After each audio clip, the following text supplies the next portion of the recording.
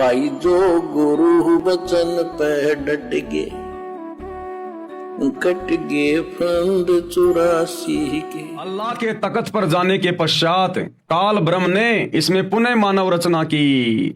अब वो कादिर अल्लाह, कबीर अल्लाह जिसने 6 दिन में सृष्टि रची, वो तो सिंहासन पर सतलोक में जाके बैठ गया। उसके बाद फिर इस शैतान ने, डुप्लीकेट अल्लाह ने, इसने फिर अपने तरीके से इंसानों की और उत्पत्ति की अपने भोजन के लिए। सबसे पहले इसने दुर्गा के साथ में शारीरिक संबंध बना के, क्योंकि दुर्गा इस काल की पत्नी है शैतान की, और इसने दुर्गा के माध्यम से 3 पुत्रों की उत्पत्ति की, ब्रह्मा विष्णु महेश की। ब्रह्मा सबसे बड़ा बेटा है, उससे छोटा विष्णु, उससे छोटा शंकर जी। इन तीनों की उत्पत्ति करके ये काल, ये शैतान अपने 21वें ब्रह्मांड में ब्रह्मलोक में जाके बैठ गया गुप्त, और कहा कि दुर्गा अब मैं किसी को दर्शन नहीं दूंगा, और इन तीनों बेटों के माध्यम से तू मेरे भोजन का बंदोबस्त कर, आगे सृष्टि की उत्पत्ति करवा, नर और नारी पैदा करवा, और मेरे भोजन का इंतजाम करो, क्योंकि इसको प्रतिदिन 1 लाख मनुष्य शरीरधारी स्त्री पुरुषों को खाने का आदेश मिला हुआ है, श्राप लगा हुआ है इसको परमात्मा की तरफ से।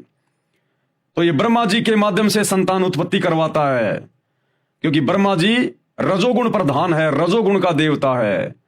आज इस पृथ्वी पर जितने भी जीव हैं, चाहे इंसान हो चाहे पशु पक्षी हो, जो संतान उत्पन्न करने की जो प्रेरणा होती है, विषय वासना, ये ब्रह्मा जी के कारण होती है।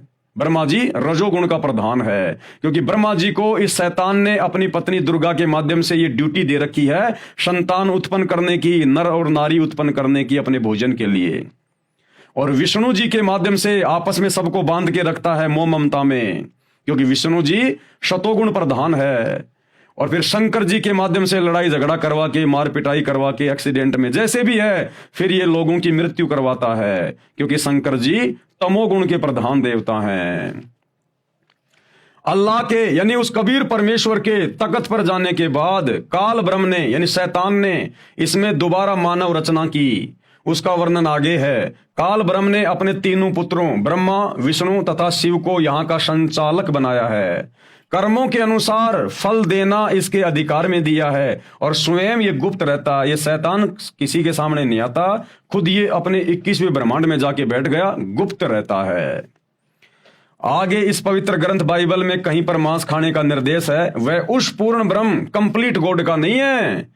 इसी प्रकार यदि पवित्र बाइबल में या पवित्र कुरान में कहीं भी मांस खाने का आदेश है, तो वह पूर्ण ब्रह्म कादिर अल्लाह का नहीं है, वह हमने नहीं मानना है। जो गुरु बचन पे डट गे, कट गे फंद 84 के, कट गे फंद 84 के, कट गे फंद 84 के।